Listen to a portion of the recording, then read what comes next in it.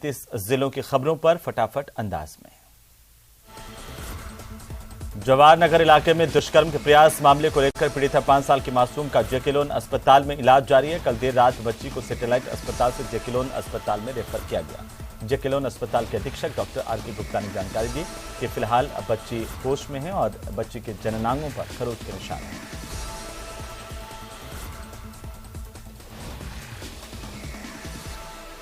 उसने किया है और साथ में गायनिकोलॉजिस्ट जो महिला चिकित्सालय से आए उन्होंने भी किया है।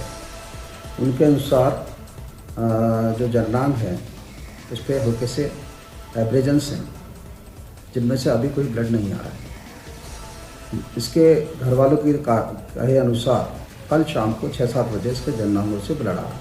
तो उनका ये कहना है कि इन्हीं की कॉलोनी का कोई आदमी इसको दोपहर में ले गया था और शाम को जब छोड़ के गया था तो बच्ची सहज में ही थी और उस समय इसके जननांगों से थोड़ा सा ब्लड आ रहा। तो ये फिर उसके बाद में ये सब लोग डर गए और फिर सैटेलाइट हॉस्पिटल ले गए और वहाँ से फिर ये रात में इन्होंने जेकेलोन में भर्ती कराया। मकर संक्रांति नजदीक है और राजधानी जयपुर में पतंगबाजी परवान पर है। शहर के प्रमुख बाजारों में पतंगों और मांझे की बिक्री ने जोर पकड़ लिया, लेकिन चिंता की बात यह है कि प्रतिबंधित चाइनीज मांझे की बिक्री भी लगातार हो रही है। ऐसे में चोरी छिपे चाइनीज मांझा बेचने वालों के खिलाफ पुलिस की ओर से विशेष अभियान चलाया गया है। खासकर परकोटे के बाजारों में यह अभियान चलाया जा रहा है। इसके लिए विशेष टीमों का गठन किया गया है। देखिए, हमारे नॉर्थ जिले के अंदर जो मकर संक्रांति का त्यौहार है ये काफ़ी जोश खरोश के साथ मनाया जाता है, लेकिन इसी के साथ जो पतंगबाजी की जाती है शहर के अंदर उसमें कई लोग चाइनीज़ मांझे का उपयोग करते हैं और बेचते हैं, जिस पे कि हमारी कमिश्नरेट स्तर पे भी इस संबंधित एक आदेश निकल चुका है कि चाइनीज़ मांझे या इससे जुड़े जो उत्पाद हैं उनकी बिक्री पर एक तरह से अपराध की श्रेणी में माना गया है।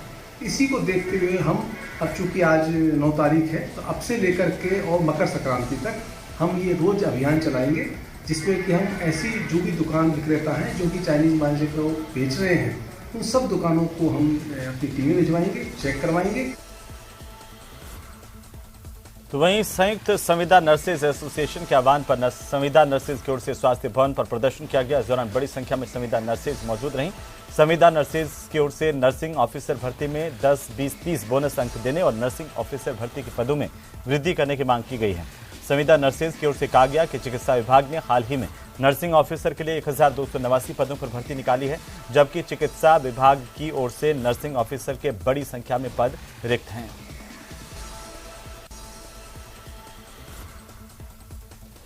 बाईस सूत्रीय मांगों को लेकर पशुधन सहायकों का राज्यव्यापी क्रमिक अनशन जारी है। पशुधन निदेशालय के सामने पशुधन सहायकों की ओर से मांगों के समर्थन में अर्धनग्न प्रदर्शन किया गया।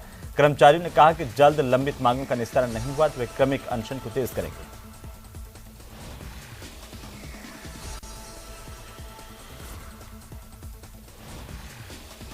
तो वहीं उदयपुर में ट्रैफिक पुलिस के लिए जी का जंजाल बन चुका देहली गेट चौराहा अब लगातार एक के बाद एक नवाचारों के साथ आगे बढ़ रहा है। इसी कड़ी में उदयपुर पुलिस की ओर से स्थानीय प्रशासन के साथ मिलकर देहली गेट सर्कल का जायजा लिया गया। प्रशासन ने मुख्य चौराहों को चौड़ा करने की कवायद शुरू की है ताकि शहरवासियों को ट्रैफिक जाम की समस्या से निजात मिल पाए।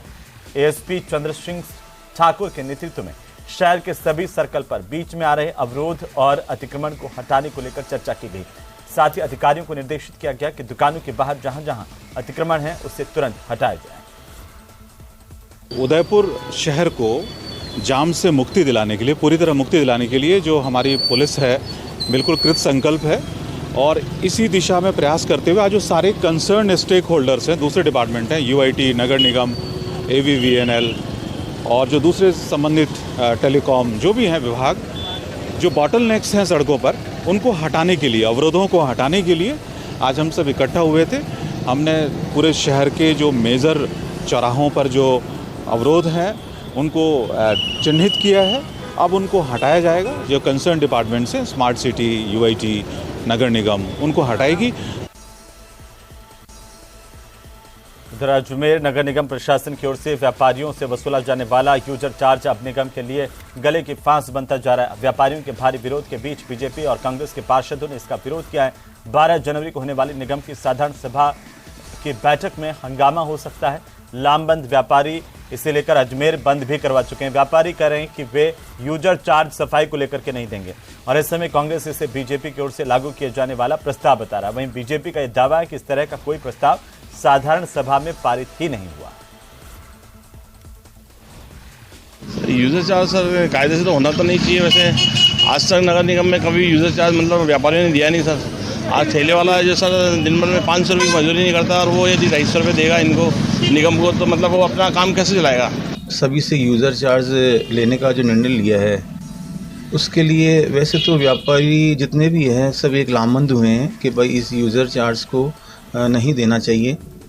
लेकिन मुझे ऐसा लगता है कि अगर निगम की आवश्यकता है और आवश्यकता पूरी करने के लिए अगर वो जनहित में यूज़र चार्ज लेवे तो मुझे लगता है कि इसमें कोई आपत्ति नहीं होनी चाहिए। सरकार जो निर्णय देगी उसको लागू करने के लिए जनता से हम समझाइश करेंगे, लेकिन कतिपय उसकी बजाय हमारे कमिश्नर और अधिकारियों द्वारा जिस प्रकार से इसको लागू करने का प्रयास किया गया और जनता का रोष और आक्रोश जिस प्रकार का है, मुझे लगता है कि ये बहुत ज्वलनशील मुद्दा अजमेर में हो रखा है। इस पर पुनर्विचार करना चाहिए, सदन में चर्चा करके इस पर सरकार से मार्गदर्शन मांगना चाहिए। अजमेर शहर के अंदर हम लोगों ने पहले ही ये कहा था कि जब अभी पूरे प्रदेश में किसी भी जगह यूजर चार्ज नहीं ले रहे हैं तो कम से कम अजमेर नगर निगम को भी इतनी जल्दबाजी नहीं करनी चाहिए।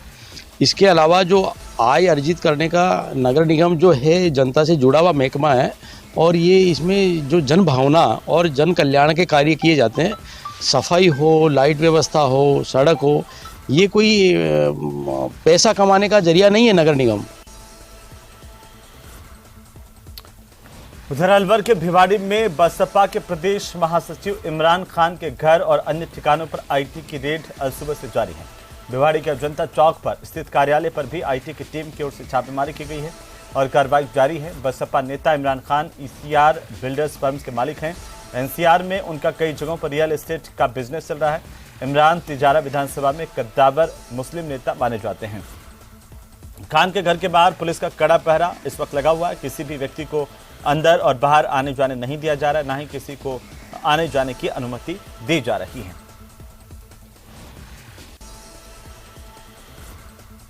अलवर के बगड़तिराहा थाना पुलिस की ओर से वाहन लूट गिरोह के मुख्य सरगना को गिरफ्तार किया गया। पुलिस ने इसके कब्जे से चोरी किया गया ट्रक बरामद किया। पुलिस के मुताबिक 4 दिन पहले पुलिस कंट्रोल रूम के जरिए सूचना मिली थी कि एक ट्रक हरमाड़ा जयपुर से चोरी हुआ और ये जो ट्रक है वो मनोहरपुरा, शाहपुरा, विराटनगर, नारायणपुर, थानागाजी और बहरोड होते हुए अलवर के नूह मेवात इलाके से हरियाणा की ओर जा सकता है। इस सूचना पर पुलिस ने सघन तलाशी अभियान चलाया। पता चला टोल के पास में ट्रक खड़ा है। पुलिस वहां पर पहुंची तो ट्रक में बैठे 3 व्यक्तियों ने ट्रक से नीचे उतरकर टोल टैक्स के कर्मचारियों को जान से मारने की नीयत से फायरिंग की।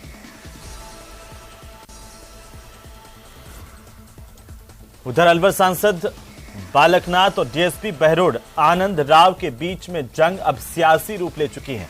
अस्पताल में फायरिंग की घटना को लेकर के सांसद बालकनाथ की पुलिस से गर्मागर्म बहस हुई थी। बालकनाथ ने विवादित बयान दिया था और स्थानीय लोगों ने सोमवार को सांसद के खिलाफ प्रदर्शन किया और सांसद की तस्वीर लगाकर के बालकनाथ का पुतला फूंका है। इसी बीच बहरोड के डीएसपी आनंद राव ने सांसद के ऑफिस में कार्यरत कर्मचारियों पर गंभीर आरोप लगाए हैं। उन्होंने कहा कि सांसद कार्यालय में कार्यरत कर्मचारी ने फायरिंग के एक आरोपी को एक पैकेट दिया था जिसमें रुपए हो सकते थे। इसकी जांच की जा रही है। उसमें जो गिरफ्तार शुदा जो आरोपी है हमारे पास रोमी, उसकी इंट्रोगेशन में आया था कि 3 तारीख को रामफल के घर पर एक गाड़ी आई थी जिसमें डॉक्टर निशांत करके, और जैसा रोमी ने बताया कि सांसद महोदय का ऑफिस जो चलाता वो आदमी आया था, उसका नाम लोकेश बता रहा है वो, और 2 आदमी और उसमें थे। तो बता रहा कि साहब वो आए थे वहाँ पे रामफल और जगराम से मिले थे, उन्होंने एक पैकेट उसको दिया, उसमें शायद क्या था मुझे पता नहीं, शायद पैसे।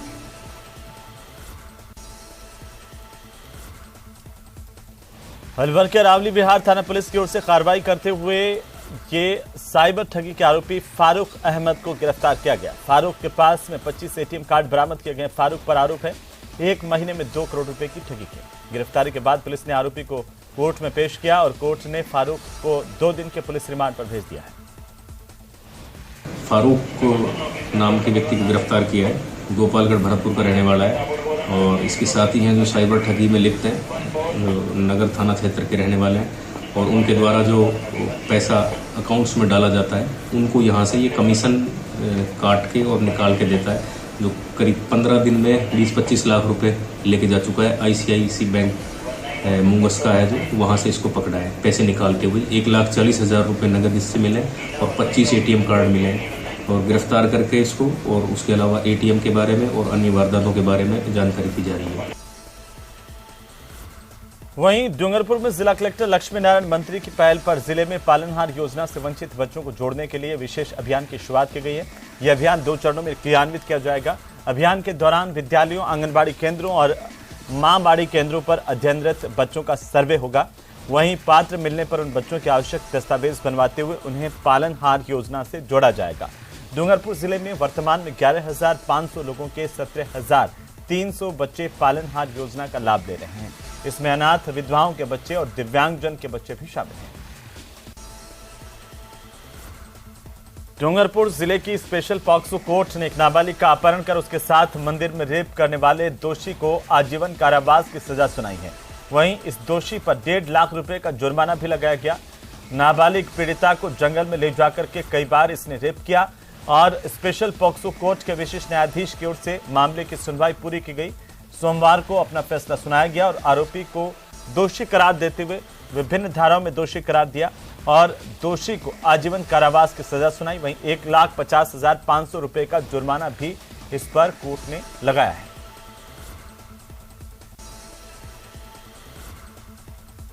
दौसा के लालसोट में एक 25 साल की महिला के साथ दुष्कर्म का मामला दर्ज किया गया। पुलिस ने पीड़िता का मेडिकल करवाया, साथ ही बयान दर्ज किए हैं। पीड़िता ने थाने में दर्ज करवाए मुकदमे में मक्खन गुर्जर नाम के आरोपी पर दुष्कर्म के आरोप लगाए हैं। ये बताया कि करीब 1 महीने पहले जब उसके बच्चे की तबीयत खराब हुई तब मदद का भरोसा देकर रात के समय पीड़िता के घर आ गया मक्खन गुर्जर नाम का आरोपी और उसके साथ चाय में नशे की गोलियां मिला दी। इसके बाद आरोपी मक्खन गुर्जर ने पीड़िता के साथ दुष्कर्म की वारदात को अंजाम दिया और पीड़िता का अश्लील वीडियो बनाया। तभी से अश्लील वीडियो वायरल करने की धमकी देकर बार बार पीड़िता पर अवैध संबंध बनाने का ये दबाव डाल रहा था। आखिरकार केस दर्ज किया गया है। पुलिस की ओर से कार्रवाई जारी है। राज्य सफाई कर्मचारी आयोग के सदस्य सत्यनारायण भूमलिया दौसा और लालसोट के दौरे पर रहे। इस दौरान उन्होंने सफाई कर्मचारियों की समस्याओं को सुना। लालसोट में पंचायत समिति सभागार में जन सुनवाई के दौरान सफाई कर्मियों ने सफाई कर्मचारियों की संख्या कम होने की समस्या रखी। साथ ही सफाई कर्मचारी लगे हुए हैं, वे अवैध रूप से अन्य विभागों में या अन्य पदों पर काम कर रहे हैं। साथ ही कुछ कर्मचारियों ने वेतन में अनियमितता की भी शिकायत दी है।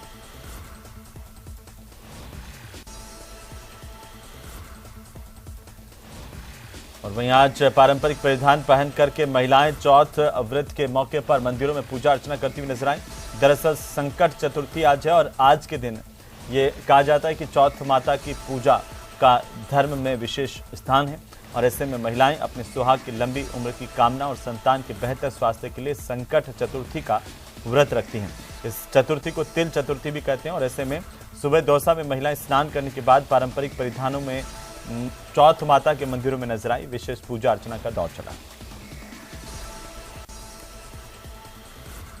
दौसा जिला अस्पताल में एक महिला मरीज का काफी क्रिटिकल ऑपरेशन किया गया है। महिला की बच्चेदानी का ऑपरेशन किया गया जिसमें करीब 8 किलो की गांठ निकाली गई है। ऑपरेशन के बाद महिला पूरी तरह से अब सुरक्षित बताई जा रही है। कलावती नाम की पेशेंट मेरे पास कल आई थी। तो इसके क्या है, पेट में दर्द हो रहा था और एक गांठ थी पेट में। तो उस हिसाब से मैंने सारी जांचें कराई तो उसमें क्या है कि बच्चेदानी के अंदर काफ़ी बड़ी गांठ थी और साइड में भी काफ़ी फैली हुई थी। तो मैंने इसको अर्जेंट सारे इन्वेस्टिगेशन कराए और फिर आज मेरी ओटी थी तो ओटी में इस गांठ को मैंने निकाला। तो करीबन 7 से 8 किलो के आसपास गांठ है और ऑपरेशन के बाद मरीज बिल्कुल ठीक है। मैंने आईसीयू में जस्ट ऑब्जर्वेशन के लिए उसको शिफ्ट कर रखा है। झुंझुनू में प्रतिबंध के बावजूद चाइनीज मांझा धड़ल्ले से बिक रहा है और प्रशासन मूक दर्शक बना हुआ है। इधर मांझा लोगों की जान पर भारी पड़ रहा है। जिले के नवलगढ़ में चाइनीज मांझे ने कहर बरपाया है जब विश्वनाथ सैनी नाम के एक युवक के गले से ये मांझा लगा और इससे उसका गला कट गया। पल भर में विश्वनाथ का गला कट गया। स्थानीय लोगों ने इसे अस्पताल पहुंचाया जहां पर गले में 18 टांके लगाने पड़े। हमारे ये ताऊ जी का लड़का है, कंस्ट्रक्शन का काम चला रखा है। कोई पेमेंट लेके आ रहा था अपने मामा जी के घर से तो यहाँ खातियों की ढाणी के अंदर वार्ड नंबर 16 में क्या है कि कोई चाइनीज मांझे की कोई क्या पता कोई पतंग जा रही थी या कोई कटा हुआ पतंग कोई समेट रहे थे, वो कैसे डोर उनके गले में फंसी पता नहीं, लेकिन उससे क्या है कि वो डोर ज़्यादा अंदर फंस गई और फंसने के बाद में वहाँ से कोई निजी लोग थे वही उनको वहाँ लेके गए और हॉस्पिटल ले जाके उनको एडमिट करवाया। झुंझुनू के उदयपुरवाटी विधानसभा के चमरा गांव में भारतीय जनता पार्टी की जन आक्रोश सभा का आयोजन किया गया। जन आक्रोश सभा के मुख्य वक्ता भाजपा के राष्ट्रीय मंत्री अलका गुर्जर और राज्यसभा के सांसद राजेंद्र गहलोत रहे। भाजपा राष्ट्रीय मंत्री अलका गुर्जर ने राज्य सरकार पर बड़ा हमला बोला, कहा कि 4 साल में सरकार ने कुर्सी बचाने का काम किया है।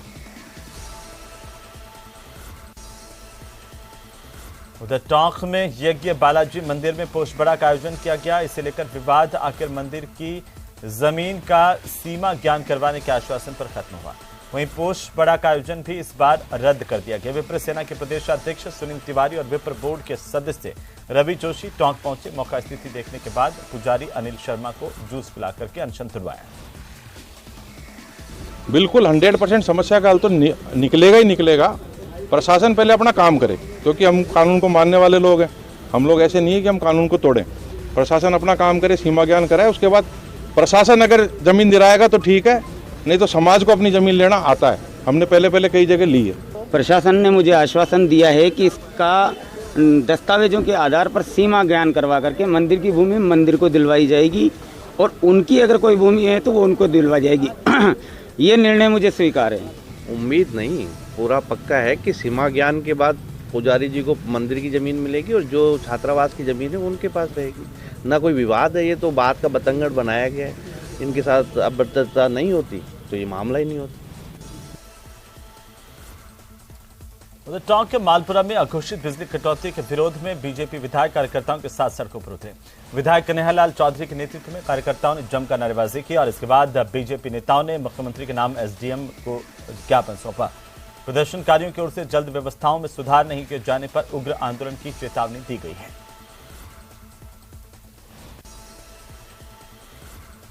तो टोंक के देवली में सरकारी अस्पताल में रजिस्ट्रेशन जांच दवा फ्री है, लेकिन वाहन पार्किंग के नाम से 10 रुपए से लेकर के 30 रुपए वसूले जा रहे हैं। सरकारी अस्पतालों में हर तरह की सुविधा फ्री कर रखी है, लेकिन देवली अस्पताल में मनमानी पार्किंग वसूली जा रही है।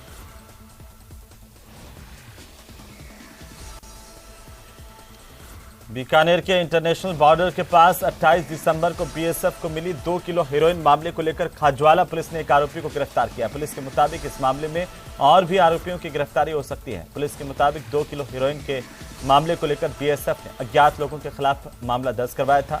पुलिस ने अनुसंधान के दौरान मुखबिर की सूचना पर श्री गंगानगर के पक्की गांव निवासी 26 साल के सुखविंदर सिंह को गिरफ्तार किया।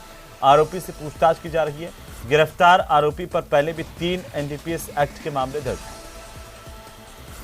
28 दिसंबर को संग्रामपुर पोस्ट के पास बीएसएफ को 2 किलो हेरोइन मिली थी। अज्ञात आरोपियों के खिलाफ मुकदमा दर्ज कराया गया था। इस संबंध में मुकदमा दर्ज करने के पश्चात अनुसंधान शुरू किया गया। अनुसंधान के दौरान नगर जिले में हिंदूमल कोट थाने में जो गांव पड़ता है वहाँ पर रहने वाला है, उस पर हमने निगरानी भी रखी, साक्ष्य जुटाए और उसके पश्चात हमने जो स्थानीय डीएसटी टीम है गंगानगर से हमने आरोपियों को आज गिरफ्तार किया है। उधर बीकानेर में बीजेपी की जन आक्रोश महासभा में केंद्रीय मंत्री अर्जुन राम मेघवाल और स्पीकर सांसद सुमेधानंद सरस्वती ने कांग्रेस पर जमकर हमला बोला। स्पीकर सांसद ने तो राहुल गांधी की भारत जोड़ो यात्रा पर सवाल उठाए। सरस्वती ने कहा कि राहुल गांधी के पुरखों ने देश को तोड़ने का काम किया। भारत को खंडित किसने किया? युवा मोर्चा के साथी मैं वेदी से आग्रह करूंगा। कश्मीर की जमीन दी, कश्मीर के अंदर धारा 370 लागू की तो किसने की थी? उनके पुरखों ने की थी। आज वो जोड़ने की बात करते हैं, उसको तो पश्चाताप करना चाहिए एक जगह बैठ करके। उनके बुजुर्गों ने जो गलतियां की उन गलतियों के लिए राहुल गांधी को बैठ करके पश्चाताप करना चाहिए। प्रेम हुए तो इनको ये इतने तो जानकारी ये भी है ना, यीशु प्रेम होने के बाद तो फैसला आएगा। तो इन्होंने कहा नहीं इस्तीफा वापस लेने का प्रश्न नहीं है, तो इसमें फैसला आने वाला है। तो शहर सरकार अस्थिर तो है ही, लेकिन इस इस्तीफों के बाद ज्यादा अस्थिर है।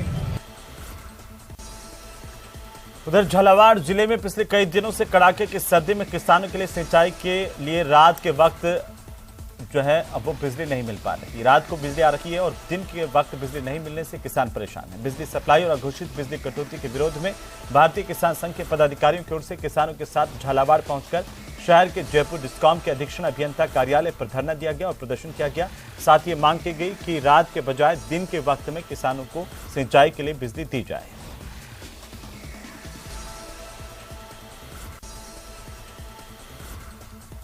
जिला कलेक्टर टीना दाबी की पहल पर जयसाण शक्ति लेडीज फर्स्ट अभियान के तहत सोमवार को 4 अलग अलग कॉलेज की छात्राओं को कैलीग्राफी के गुर सिखाए गए। इसी बीच जिला कलेक्टर टीना दाबी ने भी कैलीग्राफी के हुनर सीखने के लिए क्लास को अटेंड किया। एशिया की सबसे छोटी कैलीग्राफी एक्सपर्ट का खिताब हासिल करने वाली गौरी ने 2 से अधिक घंटे के वर्कशॉप में अंग्रेजी के अल्फाबेट को लिखने की कई शैलियों की ट्रेनिंग छात्राओं को दी। इसी के साथ इस बुलेटिन में फिलहाल इतना ही।